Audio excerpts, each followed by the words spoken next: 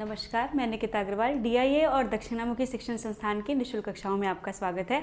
आज हम पढ़ने वाले हैं आंग्ल संघर्षों को एक साथ। सभी आंग्ल संघर्ष जितने भी हुए हैं, चाहे वो आंग्ल कर्नाटका वॉर हो, आंग्ल मैसूर वॉर हो, आंग्ल मराठा वॉर हो, सभी हम एक साथ ही पढ़ेंगे ताकि हमें याद करने में आसानी हो और इससे आने वाले प्रश्न आपको बन सके। ठीक है, तो शुरू करते हैं। सबसे पहला युद्ध हम पढ़ेंगे प्लासी का युद्ध, जो कि हुआ था 23 जून 1757 में। ठीक है, ये हुआ था बंगाल के आधिपत्य के लिए। ठीक है, अंग्रेज़ों द्वारा अलीनगर की संधि का उल्लंघन किया गया था, इसलिए युद्ध की शुरुआत हुई। ठीक है, अलीनगर की संधि में क्या बताया गया था कि मुगल शासक ने अंग्रेज़ों को सिक्के ढालने का अधिकार दिया था। अब वो सिक्के ढालने के अधिकार को इतना अच्छा समझने लग गए कि उन्होंने चंद्रनगर पर हमला कर दिया, और इसके चलते सिराजुद्दौला को ये बात पसंद नहीं आई। सिराजुद्दौला जो बंगाल के नवाब थे, उनको ये बात पसंद नहीं आई और उन्होंने इसका विरोध किया। तो फिर प्लासी का युद्ध होता है। इनके पक्ष थे क्लाइव जो अंग्रेज़ों की साइड से थे, और सिराजुद्दौला बंगाल के नवाब। ठीक है, इस युद्ध का परिणाम ये हुआ कि बंगाल के नवाब सिराजुद्दौला इस युद्ध को हार गए। क्यों? क्योंकि उनका जो सेनापति था मीर जाफर, उसने सिराजुद्दौला को ये सुझाव दिया कि एक दिन के लिए युद्ध हमें स्थगित कर देना चाहिए। ठीक है, और इसी तरह षड्यंत्र के द्वारा सिराजुद्दौला की पराजय हो जाती है। ठीक है, अब सिराजुद्दौला की पराजय होने के बाद बंगाल में एक कठपुतली नवाब की स्थापना होती है। एक कठपुतली नवाब, ऐसा नवाब जो कि अंग्रेज़ों की हाँ में हाँ मिला सके। ठीक है, तो ये याद रखने की बात है। इसी से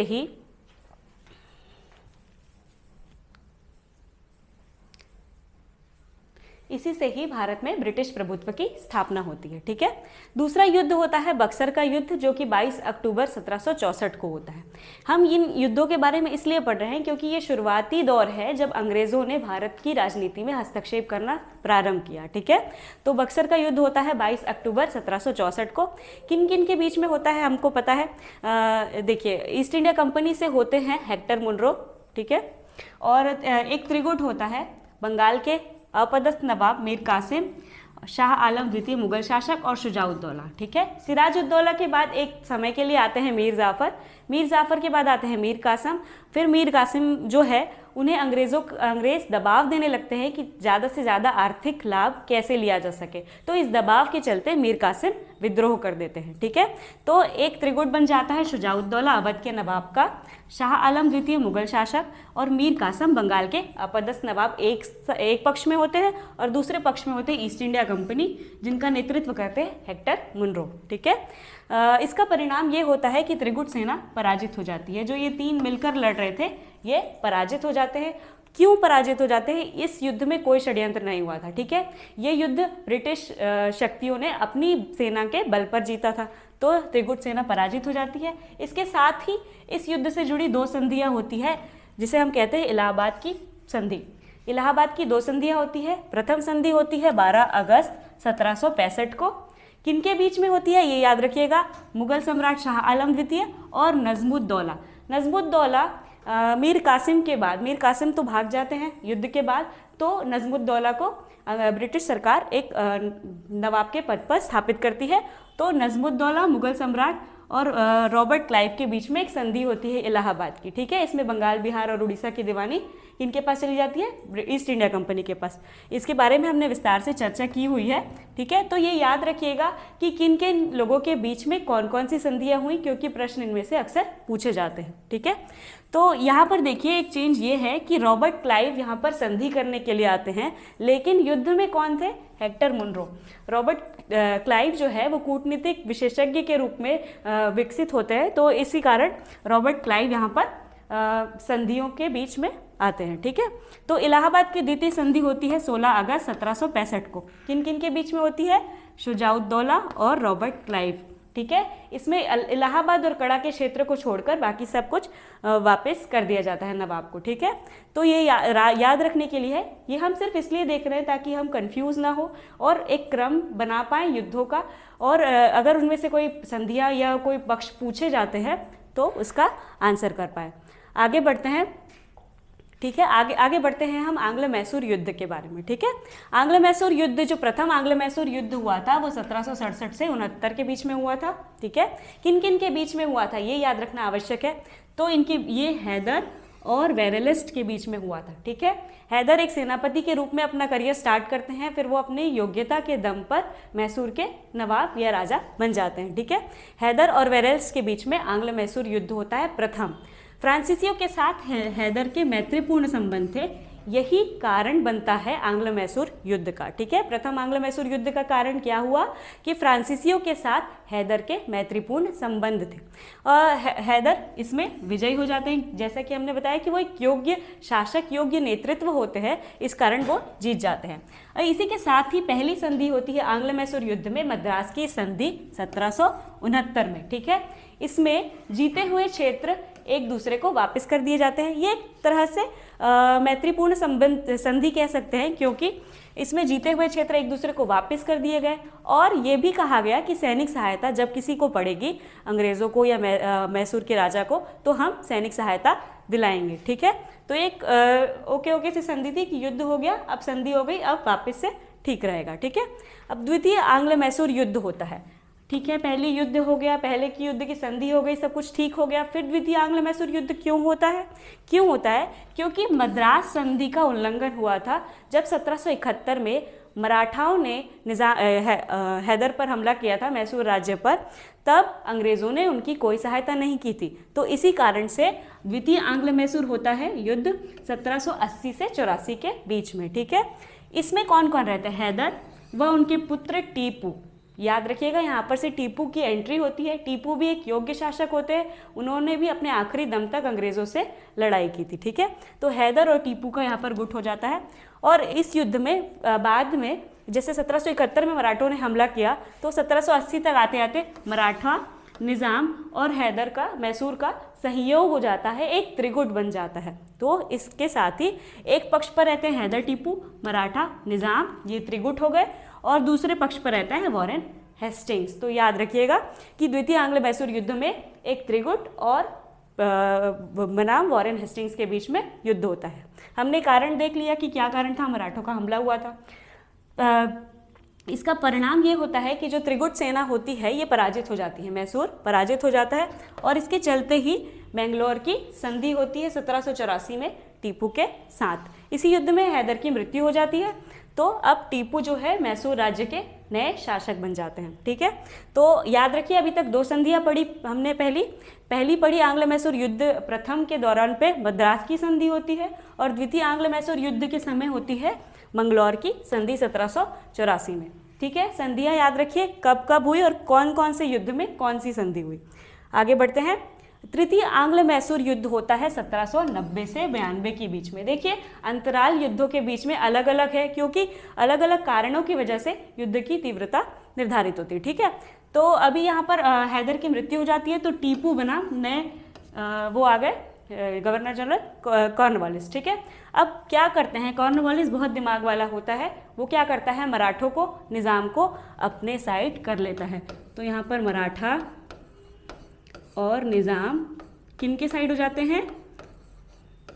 ये हो जाते हैं ब्रिटिश ईस्ट इंडिया कंपनी या ईस्ट इंडिया कंपनी के साथ हो जाते हैं। ठीक है, तो अब ये इनका त्रिगुट बन जाता है। पहले युद्ध में ये त्रिगुट किसके साथ था? मैसूर के साथ था, अब ये चेंज हो गया। ठीक है, तो ये कूटनीतिक विजय है एक तरह से। तो इसका कारण क्या होता है कि फ्रांसीसियों से टीपू के संबंध बहुत अच्छे होते हैं, बहुत मैत्रीपूर्ण होते हैं, और अंग्रेज़ों को ये बात बिल्कुल रास नहीं आती है। ठीक है, वो चाहते हैं कि सारा जो फ़ायदा फ्रांसीसियों को मिल रहा है वो हमें मिलना चाहिए। अब क्या होता है कि त्रावणकोर पर हमला कर देते हैं टीपू हमला कर देते हैं, और त्रावणकोर एक मैत्रीपूर्ण, त्रावणकोर का संबंध मैत्रीपूर्ण था अंग्रेज़ों से। तो इस कारण से चलते हुए त्रावणकोर पर हमला करने के कारण ही अंग्रेज़ जो है वो इस युद्ध में आते हैं। तो तृतीय आंग्ल मैसूर युद्ध का कारण ये हुआ कि फ्रांसीसियों से संबंध टीपू के अच्छे थे, और टीपू ने त्रावणकोर पर हमला कर दिया था, ये इसका कारण होता है। ठीक है, इस युद्ध का परिणाम ये होता है कि टीपू पराजित हो जाते हैं। वो कितना भी अच्छा कर ले, बट त्रिगुट तीन सेनाओं के साथ में नहीं चल पाते हैं, पहले नहीं चल पाते थे, अब टीपू पराजित हो जाते हैं। तीन सेनाओं के विरुद्ध लड़ना आसान बात नहीं है, तो टीपू पराजित हो जाते हैं। और इसी युद्ध में क्या होता है कि आधा मैसूर राज्य अंग्रेजों ने टीपू से ले लिया। किस संधि के तहत? श्रीरंगपट्टनम की संधि के तहत। इस संधि को एक अपमानजनक संधि के रूप में देखा जाता है, क्योंकि श्रीरंगपट्टनम की संधि के द्वारा ही मैसूर का राज्य का आधा क्षेत्र किनको किनको बांट दिया गया? निज़ामों को, मराठाओं को, और अंग्रेज़ों ने अपने आपस में बांट लिया। ठीक है, तो ये होता है तृतीय युद्ध का संक्षिप्त विवरण। चौथा आंग्ल मैसूर युद्ध होता है 1799। ये चौथा है और अंतिम युद्ध है आंग्ल मैसूर युद्ध। इसमें आते हैं टीपू बनाम वेलेज़ली। देखिए गवर्नर जनरल चेंज होते जा रहे हैं, तो आप ये याद रखिए कि किनके किनके बीच में युद्ध हो रहे हैं। ठीक है, इस युद्ध का कारण भी यही था कि फ्रांसीसियों से संबंध बहुत अच्छे थे टीपू के। उन्होंने अपने मैसूर राज्य में स्वतंत्रता का वृक्ष भी लगाया था और उनके नेपोलियन से वो पत्राचार भी करते थे। उनका सोच देश तक सीमित न रहकर विदेशों तक था। इस कारण से वो अंग्रेज़ों की आंख में खटकते थे। ठीक है, तो और अंग्रेज़ों को भारत उपनिवेश की चिंता हो रही थी। ठीक है, अब अंग्रेज़ चाहते थे कि हम थोड़े से अपने पैर जमा लें ताकि जितना फ़ायदा हमें मिल रहा है उससे ज़्यादा फ़ायदा हमें मिल सके। ठीक है, अब क्या होता है इस युद्ध का परिणाम कि टीपू की मृत्यु हो जाती है और मैसूर पराजित हो जाता है। ठीक है, बहुत दुखद बात। वाडियार वंश के 2 वर्ष के शासक को अंग्रेज सत्ता सौंप देते हैं। वापिस से वाडियार वंश का शासन आ जाता है।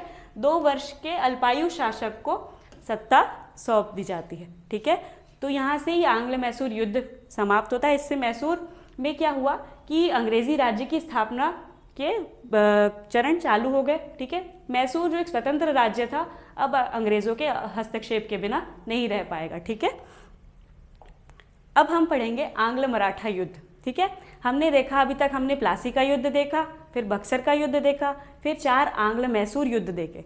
अब हम आते हैं आगे आंग्ल मराठा युद्ध पर। सबसे पहला युद्ध होता है आंग्ल मराठा युद्ध 1775 से 82 के बीच में। ठीक है, इसमें क्या होता है, ये युद्ध मुख्यतः पेशवा पद को लेकर होता है। ठीक है, किनके किनके बीच होता है? पेशवा माधवराव द्वितीय और वॉरेन हेस्टिंग्स के बीच होता है। ठीक है, ये युद्ध क्यों होता है? क्योंकि पेशवा का पद किनको चाहिए था? रघुनाथ राव, जो कि माधवराव के चाचा रहते हैं। उनको चाहिए रहता है कि पेशवा पद मेरा है, मेरे को दो, है ना। तो इस कारण से वो चले जाते हैं अंग्रेज़ों के शरण में कि भाई मुझे मेरा पेशवा पद दिलवाओ। तो अब अंग्रेज़ों के पास चले जाते हैं। अब अंग्रेज़ों का क्या लाभ किसी की राजनीति में पढ़ने का?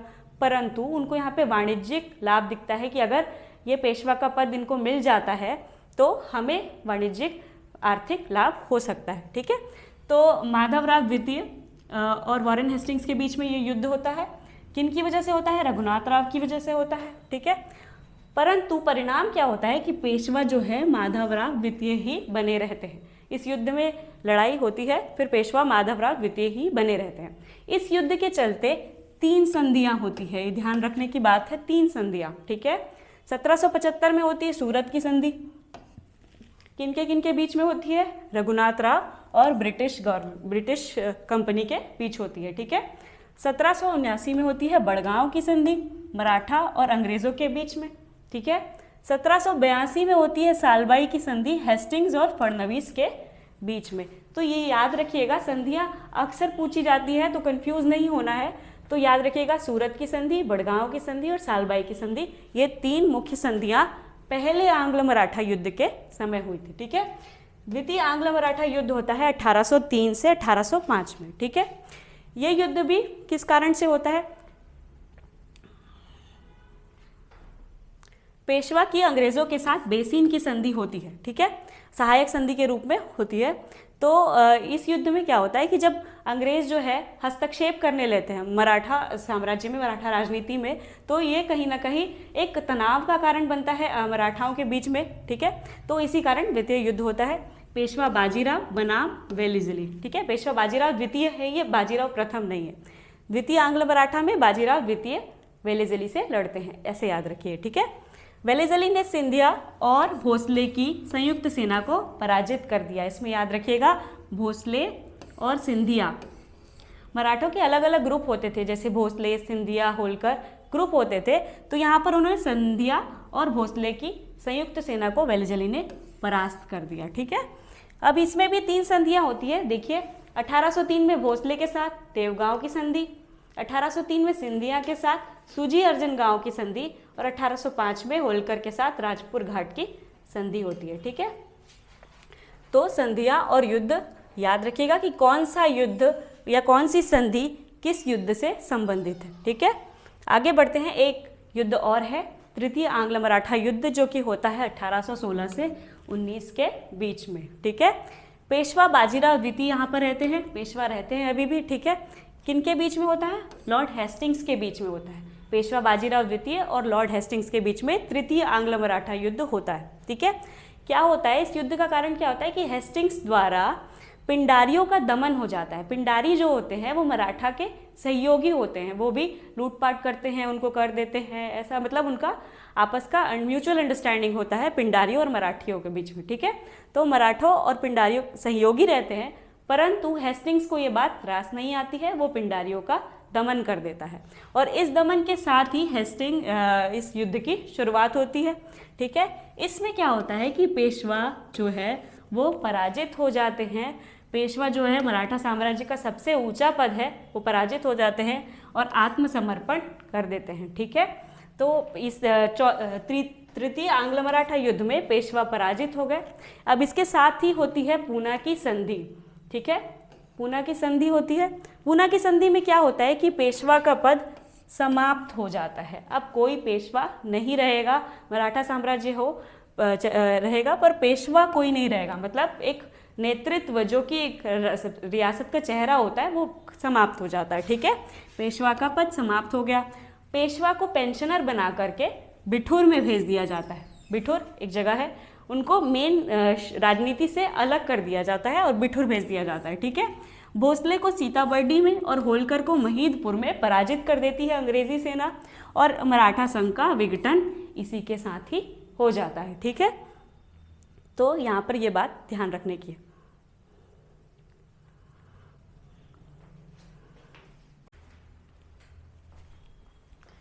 ठीक है, आगे बढ़ते हैं। ठीक है, अभी तक हमने देखा कि आंग्ल संघर्ष जितने भी हुए वो क्षेत्रीय शक्तियों के साथ हुए, जैसे मराठा, मैसूर। अब हम देखेंगे आंग्ल फ्रांसीसी संबंध, जिसे हम कर्नाटका वॉर के नाम से भी जानते हैं। ठीक है, प्रथम कर्नाटका वॉर जो कि आंग्ल फ्रांस संघर्ष कह सकते हैं। ठीक है, 1746 से 48 के बीच में होता है। ठीक है, यहाँ पर फ्रांसीसी बनाम कर्नाटक के नवाब अनवरुद्दीन लड़ाई करते हैं। अनवरुद्दीन यहाँ पर बेसिकली अंग्रेज नहीं है, पर उनको अंग्रेजों का समर्थन प्राप्त है। तो एक तरह से अनवरुद्दीन के लड़ने के पीछे क्या वजह है कि अंग्रेजों का सपोर्ट है उनके पीछे। ठीक है, तो ये एक तरह से आंग्ल फ्रांसीसी संघर्ष माना जा सकता है। ठीक है, तो फ्रांसीसी सेना बनाम कर्नाटक के नवाब अनवरुद्दीन यहाँ पर लड़ाई करते हैं। क्यों करते हैं? इसका कारण ये है कि अंग्रेजों ने कर्नाटक के नवाब से सहायता मांगी थी। ठीक है, परंतु सहायता मांगी क्यों कि डुप्ले जो था, फ्रांसीसी गवर्नर जो था डुप्ले, वो मद्रास पर घेरा छोड़ नहीं रहा था, तो इसलिए कर्नाटक के शासक से अंग्रेजों ने सहायता मांगी कि हमारी सहायता कीजिए, हम भी आपकी सहायता करेंगे बदले में। ठीक है, ये आंग्ल फ्रांसीसी युद्ध ऑस्ट्रिया के उत्तराधिकार के ऊपर है। मतलब देश में तो यहाँ पर भारत में आंग्ल फ्रांसीसी युद्ध की वजह और भी हो सकती है, परंतु विश्व राजनीति में उस समय ऑस्ट्रिया के उत्तराधिकार का युद्ध चल रहा था, जिसका असर आंग्ल फ्रांसीसी संबंध पर भारत में भी पड़ा है। ठीक है, तो अंग्रेजों ने कर्नाटक के नवाब से सहायता मांगी कि भाई डुप्ले जो है वो मद्रास पर घेरा नहीं छोड़ रहा है, तो हमारी मदद कीजिए। ठीक है, इसके साथ ही आक्स-ला-शापेल की संधि होती है। ये वर्ड फ्रांस है क्योंकि फ्रांस का युद्ध है, तो याद रखिएगा। आक्स-ला-शापेल की संधि होती है किनके बीच? डुप्ले यहाँ पर होती है अनवरुद्दीन और मतलब कर्नाटक के नवाब अनवरुद्दीन और फ्रांसीसी सेना के बीच में आक्स-ला-शापेल संधि होती है। इस युद्ध को सेंट टोमे की लड़ाई भी कहते हैं, याद रखिएगा। सेंट टोमे की लड़ाई किसे कहते हैं? प्रथम कर्नाटका वॉर को।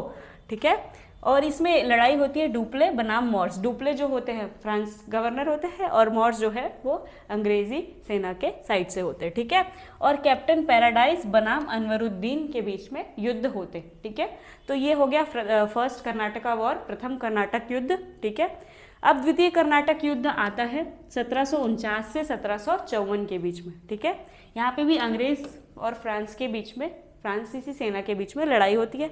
अब ये लड़ाई क्यों होती है कि अंग्रेज़ जो है वो चाहते थे कि हैदराबाद और कर्नाटक में दूसरे नवाब आए, और फ्रांस जो चाहते थे कि हैदराबाद और कर्नाटक में दूसरे नवाब आए, जो बेसिकली अंग्रेज़ों और फ्रांसीसियों को फ़ायदा पहुंचा पाए आर्थिक तौर पर, वाणिज्यिक तौर पर। ठीक है, तो हैदराबाद व कर्नाटक के विवादास्पद उत्तराधिकारी मुद्दे पर द्वितीय कर्नाटका वॉर होता है। ठीक है, अंग्रेज़ जो चाहते थे हैदराबाद में नासिर जंग हो, फ्रांसीसी क्या चाहते थे कि हैदराबाद में मुजफ्फर जंग हो।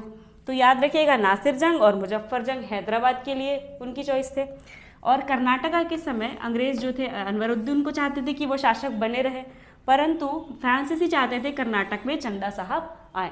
तो ये है कि दो जगहों पर दो दो उत्तराधिकारी, एक अंग्रेज़ भी चाहते हैं कि हमारे साइड वाला आ जाए, और फ्रांसीसी चाहते हैं कि हमको फ़ायदा पहुँचाने वाला शासक वहाँ आ जाए। ठीक है, तो इस युद्ध का परिणाम होता है कि पांडिचेरी की संधि होती है। ठीक है, और अंबार की लड़ाई भी कहा जाता है इस युद्ध को। द्वितीय कर्नाटका वॉर को अंबार की लड़ाई कहा जाता है 1749 में। ठीक है, और डुप्ले की वापसी हो जाती है इसी युद्ध के साथ ही। डुप्ले वापस चले जाते हैं और नए गवर्नर आते हैं, गोडेहू, नाम याद रखिएगा, गोडेहू आते हैं। द्वितीय कर्नाटका वॉर में डुप्ले वापस चले जाते हैं और गोडेहू आ जाते हैं। ठीक है, तो ये दो कर्नाटका वॉर हो गए। तृतीय और अंतिम कर्नाटका युद्ध होता है 1758 से 63 के बीच में। ठीक है, याद रखिए कि आयरकूट आ जाते हैं यहाँ पर अंग्रेजी सैनिक, है ना, और काउंट डी लाली फ्रांस के साइड से रहते हैं, सेनापति हो गए। ठीक है, आयरकूट और काउंट डी लाली के बीच में होता है युद्ध। ये क्या था कि सप्तवर्षीय युद्ध का भारत में विस्तार था। विश्व राजनीति में इसी समय, जिस समय तृतीय कर्नाटका युद्ध होता है, इसी समय, इससे थोड़ा पहले सप्तवर्षीय युद्ध चलता रहता है। कब से कब तक? 1756 से 63 तक।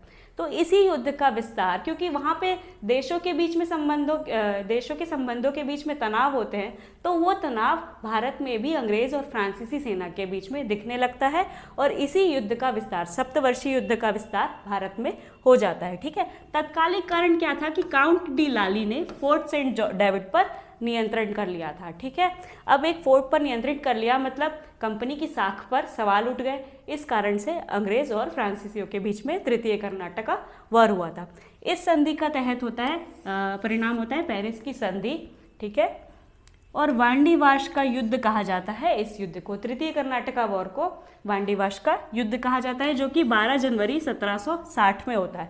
याद रखिएगा कि वांडीवाश के युद्ध के साथ ही फ्रांसीसियों का भारत में शासन समाप्त हो जाता है। सारे फ्रांसीसी वापस चले जाते हैं। तो वांडीवाश से फ्रांसीसियों को वॉश कर दिया गया, इतना याद रखिएगा। ठीक है, आगे बढ़ते हैं। अब हम देखेंगे प्रथम आंग्ल सिख युद्ध। ठीक है, अभी तक हमने देखा कि हमने प्लासी का युद्ध देखा, बक्सर का युद्ध देखा, आंग्ल मैसूर युद्ध देखे, आंग्ल मराठा युद्ध देखे, अभी हमने कर्नाटका युद्ध देखे, कर्नाटका वॉर। ठीक है, अब हम देखेंगे आंग्ल सिख युद्ध। ठीक है, प्रथम आंग्ल सिख युद्ध होता है 1845 से 46 के बीच में। ठीक है, कौन कौन होता है इसमें? एक तरफ सिख सेना होती है, दूसरी तरफ लॉर्ड हार्डिंग होते हैं। लॉर्ड हार्डिंग जनरल होते हैं, उनके सेनापति ह्यूगफ होते हैं।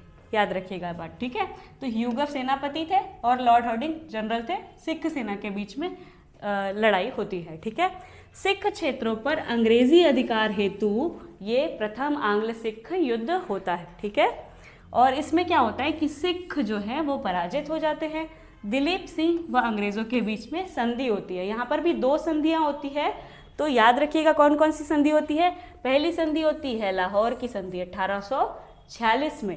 इस संधि के परिणाम स्वरूप क्या होता है कि सतलज नदी के जो नीचे के क्षेत्र है, दक्षिण के क्षेत्र है, वो अंग्रेज़ों ने हड़प लिए, उन पर कब्जा कर लिया। ठीक है, और दिलीप सिंह महाराजा रहेंगे। वो बोलते हैं कि ठीक है, आप अपने महाराजा अपने पास रखिए, हमको कोई दिक्कत नहीं, हमको जगह दे दीजिए, हम उसमें खुश हैं। तो दिलीप सिंह को वो महाराज बना देते हैं और लाल सिंह उनके वजीर हो जाते हैं। और इसी युद्ध में कश्मीर जो है वो गुलाब सिंह को बेच दिया जाता है। ठीक है, तो ये चीज़ें यहाँ पर प्रथम लाहौर की संधि में हुई है। तो याद रखिएगा कि किस किस संधि में कौन कौन से उपबंध हुए थे। ठीक है, तो लाहौर की संधि में क्या हुआ कि सतलज के दक्षिण के क्षेत्र किनको दे दिए गए? अंग्रेज़ों को। दिलीप सिंह महाराज हो गए, लाल सिंह वजीर हो गए, और कश्मीर जो है वो चला गया गुलाब सिंह को। ठीक है, दूसरी संधि होती है भैरववाल की संधि 1846 में होती है भी। इसमें क्या हुआ कि दिलीप सिंह के वयस्क होने तक ब्रिटिश सेना की नियुक्ति पंजाब प्रांत में होगी। ठीक है, पंजाब प्रांत में ब्रिटिश सेना की नियुक्ति वहां पर रहेगी जब तक दिलीप सिंह वयस्क नहीं हो जाते। तो ये 2 संधियां प्रथम आंग्ल सिख युद्ध के दौरान हुई। ठीक है, द्वितीय आंग्ल सिख युद्ध हुआ था 1849 में। ठीक है, अभी यहाँ पर आ जाते हैं डलहौजी। डलहौजी आ गए। ठीक है, तो ये किस लिए फेमस है, ये इनकी नीति है व्यवगत की। ठीक है, तो अब अपन आगे पढ़ेंगे उसको। तो सिख सेना और डलहौजी के बीच में, जिनके सेनापति चार्ल्स नेपियर थे, इनके बीच में द्वितीय आंग्ल सिख युद्ध होता है। ठीक है, ये क्यों होता है कि मुल्तान के गवर्नर मूलराज को अंग्रेजी सेना अपदस्थ कर देती है। ठीक है, एक राज्य में उसके राजा को, मतलब उसके गवर्नर को अपदस्थ कर दिया जाता है अंग्रेजी सेना द्वारा। तो ये बात रास नहीं आती है सिख सेना को, तो इसके बीच में ही युद्ध हो जाता है। ठीक है, यहाँ पर कुछ इंपॉर्टेंट चीज़ें हैं, याद रखिएगा कि एक रामनगर का युद्ध होता है, चिलिया वाला युद्ध होता है। अगर ये 2 शब्द आए तो ये किससे संबंधित है, द्वितीय आंग्ल सिख युद्ध से संबंधित है। ये याद रखिएगा कि अगर पूछा कि रामनगर का युद्ध किससे संबंधित है या चिलिया वाला युद्ध किससे संबंधित है, तो वो आंग्ल सिख युद्ध से, द्वितीय आंग्ल सिख युद्ध से संबंधित है 1848 और 49 में। ठीक है, गुजरात में सिख सेना परास्त हो जाती है अंग्रेजों के द्वारा, और यहाँ पर हो जाता है पंजाब का विलय किनके साथ, अंग्रेजी साम्राज्य में पंजाब का विलय हो जाता है। ठीक है, इसके साथ ही कोहिनूर जो है ब्रिटिश राजमुकुट में लगा दिया जाता है। ठीक है, तो कोहिनूर जो है ब्रिटिश राजमुकुट में लगा दिया जाता है। दिलीप सिंह को 5 लाख की पेंशन दे दी जाती है और उनको विदेश भेज दिया जाता है पढ़ने के लिए कि जाइए आप विदेश में पढ़िए, हम आपका राज्य देख लेते हैं। ठीक है, और उनको 5 लाख रुपए पेंशन दी जाती है। तो ये प्रथम आंग्ल सिख युद्ध और द्वितीय आंग्ल सिख युद्ध। ठीक है, तो याद रखिएगा कि कैसे कैसे चीज़ें बदलती जा रही है। अभी हम देखेंगे कुछ अन्य युद्ध जो कि भारतीय क्षेत्रीय राज्यों के साथ नहीं हुए थे, परंतु आसपास के राज्यों के साथ हुए थे। सबसे पहले हम देखेंगे आंग्ल नेपाल युद्ध 1814 से 1816 के बीच में होता है। ठीक है, इनके समय कौन रहते हैं, लॉर्ड हेस्टिंग्स बनाम गोरखा सेना रहती है। गोरखा सेना रहती है और लॉर्ड हेस्टिंग्स के बीच में आंग्ल नेपाल युद्ध होता है। नेपाल, इसका कारण क्या था कि नेपाल का सामरिक महत्व है। भारतीय देखेंगे आप, भारत का अगर मैप देखेंगे तो नेपाल की अपनी एक स्थिति है। ठीक है, उस स्थिति उसका एक सामरिक महत्व, एक स्ट्रेटेजिक इंपॉर्टेंस है। अगर आपने नेपाल पर कब्जा कर लिया तो उधर से कोई आ नहीं सकेगा, आपके पास हमला नहीं कर सकेगा। और पास भी बहुत सारे हैं कि कुछ चीज़ें उधर पहुंचानी है या इधर पहुंचानी है। तो इस तरह से नेपाल का एक सामरिक महत्व है और अंग्रेज चाहते थे कि नेपाल और जो सामरिक महत्व का जो फायदा है वो सिर्फ ईस्ट इंडिया कंपनी को मिले, तो उन्होंने नेपाल युद्ध किया था। ठीक है, इसी युद्ध में होती है सुगौली की संधि। कब होती है, 1816 में होती है। तो सुगौली की संधि में क्या होता है कि गुड़वाल और कुमाऊं जो किले होते हैं, उनके जो नीचे के क्षेत्र होते हैं, जो तराई भाग, वो अंग्रेजों को प्राप्त हो जाता है। ठीक है, अब काठमांडू में अंग्रेजी रेजिमेंट की नियुक्ति हो जाती है। वहाँ पर काठमांडू में भी एक अंग्रेजी रेजिमेंट रहेगा इस तरह से। ठीक है, तो ये सारी चीज़ें हुई। सुगौली की संधि किससे रिलेटेड है, आंग्ल नेपाल युद्ध से रिलेटेड है। ठीक है, और हाँ, काठमांडू में अंग्रेजी सेना की नियुक्ति हो जाती है। इसके बाद हम देखेंगे आंग्ल बर्मा युद्ध। 3 आंग्ल बर्मा युद्ध होते हैं, कुल मिलाकर 3 युद्ध व संधियाँ होती है। ठीक है, अंग्रेज सेना बनाम बर्मा सेना के बीच में होती है। अब क्या हुआ कि आसाम में उनके प्रवेश को लेकर युद्ध हुआ। ठीक है, आसाम में अगर वियतनाम, जैसे आप देखेंगे, अगर मैप देखेंगे तो आपको दिखेगा कि आसाम में बार बार मतलब वियतनामी या बर्मा सेना वापस घुस जाती थी। इसके विरोध में अंग्रेज़ों ने युद्ध कर दिया कि नहीं, आप नहीं आ सकते। तो 1824 में पहला युद्ध होता है। डलहौजी ने इमारती लकड़ी व जंगल पर आधिपत्य हेतु 1852 में दोबारा युद्ध कर दिया और 1885 में डफरिन ने फिर से युद्ध कर दिया क्योंकि उसको बर्मा का राज्य अपने राज्य में चाहिए था। तो 3 तरह से, ये कोई बहुत महत्वपूर्ण कारण नहीं है लड़ने के, बस साम्राज्यवादी विस्तार की नीति है कि कैसे किसी राज्य को अपना बनाकर उससे आर्थिक फायदा लिया जा सके। तो ठीक है, तो ये याद रखिएगा। असम में प्रवेश को लेकर 1824 में, डलहौजी ने 1852 में और 1885 में डफरिन ने युद्ध, आंग्ल बर्मा युद्ध किए थे। ठीक है, तो 1826 में होती है यान्दबू की संधि। याद रखिएगा, यान्दबू की संधि रिलेटेड है आंग्ल बर्मा युद्ध से।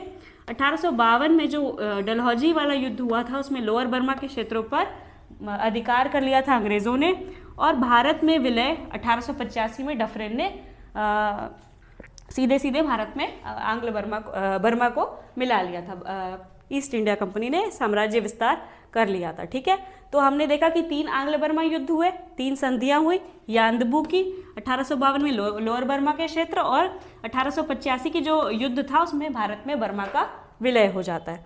ठीक है, अब पढ़ते हैं आंग्ल अफगान युद्ध। दो आंग्ल अफगान युद्ध होते हैं, एक 1839 से 42 के बीच में और एक 1878 से 80 के बीच में। ठीक है, तो पहला आंग्ल अफगान युद्ध होता है ऑकलैंड और अफगानी सेना के बीच में। द्वितीय आंग्ल अफगान युद्ध होता है लिटन और अफगान के बीच में। ठीक है, यहाँ पर शाह शुजा को शासक बनाने हेतु, ये पहले दोस्त मोहम्मद शासक रहते हैं, परंतु अंग्रेज चाहते हैं कि शाह शुजा को शासक बनाया जाए इस टाइप का, तो इस तरह से चलता है, इसलिए पहला युद्ध होता है। 1842 से 78 तक अंग्रेज शांति से बैठे रहते हैं, अहस्तक्षेप की नीति कि हमको कोई लेना देना नहीं है। ठीक है, तो 1842 से 78 के बीच में अहस्तक्षेप की नीति का पालन होता है, परंतु 1878 में अग्रगामी नीति, मतलब कि हमको आगे बढ़कर अफगान को अंदर मिलाना है, इसलिए दूसरा युद्ध होता है 1878 से 80 के बीच में आंग्ल अफगान युद्ध। ठीक है, परंतु इसका परिणाम क्या होता है कि अफगान जो है वो एक बफर स्टेट के रूप में सामने आता है। तो अफगान युद्ध का कोई बहुत खास फायदा नहीं होता है अंग्रेज़ों को, एक बफर स्टेट के रूप में कि आगे हमको अगर कभी काम पड़ा तो हम उसका इस्तेमाल कर लेंगे। ठीक है, इसके बाद होता है एक सिंध अभियान 1843 में, सिंध को अपने साम्राज्य में मिलाने के लिए 1843 में। इस समय पक्ष होता है एक एलन बरो अंग्रेज की तरफ से और सिंध सेना। ठीक है, इसका परिणाम क्या होता है कि सिंध अंग्रेजी राज्य में आखिरकार मिला लिया जाता है। 1843 तक आते आते ब्रिटिश जो थे वो चाहते थे कि सब कुछ हम अपने हाथ में ले लें, सारे चीज़ें हमको, हर तरह का वाणिज्यिक, आर्थिक, राजनीतिक फायदा सिर्फ हमको चाहिए। तो इसी तरह से ब्रिटिश साम्राज्यवादी नीति के चलते ही सिंध का ब्रिटिश साम्राज्य में मिलन हो जाता है। ठीक है, विलय हो जाता है। तो इस तरह से हमने अभी सारे युद्धों को देखा। आशा करती हूँ आपको ये सारे युद्ध समझ में आए होंगे। संधियाँ याद रखिएगा क्योंकि प्रश्न पूछे जाते हैं और कंफ्यूज न होने की कोशिश कीजिएगा। ठीक है, तो ये सारे युद्ध को आप पढ़िए, दोबारा पढ़िए और इसका रिवीजन कीजिए और इसे अच्छे से याद कीजिए। आशा करती हूँ आपको ये अच्छा लगा होगा ये लेक्चर। ठीक है, धन्यवाद।